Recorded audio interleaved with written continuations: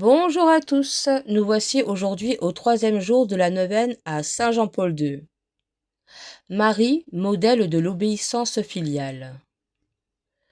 Au nom du Père, du Fils et du Saint-Esprit. Amen. Je vous salue Marie, pleine de grâce, le Seigneur est avec vous. Vous êtes bénie entre toutes les femmes, et Jésus, le fruit de vos entrailles, est béni. Sainte Marie, Mère de Dieu, priez pour nous pauvres pécheurs, maintenant et à l'heure de notre mort. Amen. Parole de Saint Jean-Paul II, de l'encyclique Veritadis Splendor du 6 août 1993, numéro 120. Marie est un signe lumineux et un exemple attirant de vie morale. Sa vie seule est un enseignement pour tous, écrit saint Ambroise. Marie vit et met en œuvre sa liberté en se donnant elle-même et en l'accueillant en elle le don de Dieu.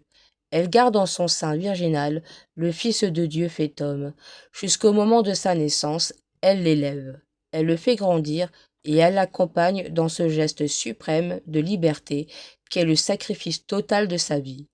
Par le don d'elle-même, Marie entre pleinement dans le dessein de Dieu qui se donne au monde. En accueillant et en méditant dans son cœur des événements qu'elle ne comprend pas toujours, elle devient le modèle de tous ceux qui écoutent la parole de Dieu et la gardent. C'est à nous aussi qu'elle adresse l'ordre donné aux serviteurs à Cana de Galilée durant le repas de noces. Faites tout ce qu'il vous dira. Marie partage notre condition humaine, mais dans une transparence totale à la grâce de Dieu.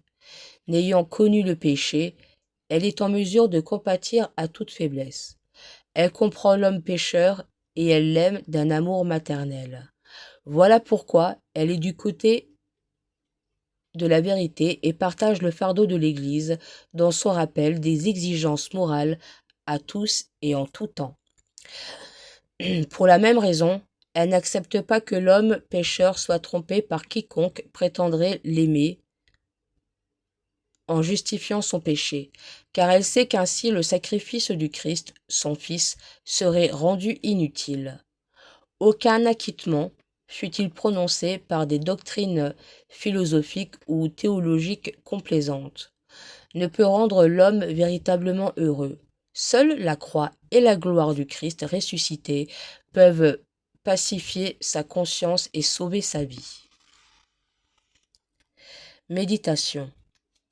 Le fiat de Marie manifeste toute la place qu'occupe la liberté dans nos relations avec Dieu. Dieu n'agit pas, en ce moment suprême où il nous envoie son Fils, sans demander le consentement de sa créature. Pourtant, Marie n'a pas choisi ce qui lui a été demandé. Elle n'en avait même aucune idée. Elle accueille la proposition. Tu enfanteras un fils, en faisant confiance à la sagesse et à la bonté de Dieu. Comment aider les chrétiens à comprendre que la liberté n'est pas de faire ce qu'on veut, mais de répondre à un dessein d'amour pour eux.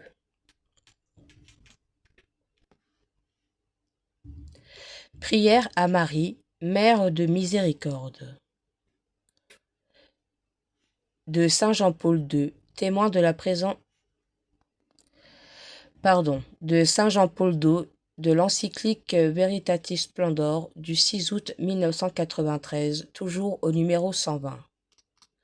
Ô Marie, Mère de miséricorde, veille sur nous, afin que la croix du Christ ne soit pas rendue vaine, que l'homme ne s'égare pas hors du sentier du bien, qu'il ne perde pas la conscience du péché, qu'il grandisse dans l'espérance en Dieu, riche en miséricorde, qu'il accomplisse librement les œuvres bonnes préparées d'avance par Dieu, et qu'il soit ainsi, par toute sa vie, à la louange de sa gloire. Amen. Saint Jean-Paul II, témoin de la présence de Marie dans la vie de l'Église, priez pour nous. Saint Jean-Paul II, témoin de la présence de Marie dans la vie de l'Église, priez pour nous. Saint Jean-Paul II, témoin de la présence de Marie dans la vie de l'Église, priez pour nous. Au nom du Père, du Fils et du Saint-Esprit. Amen.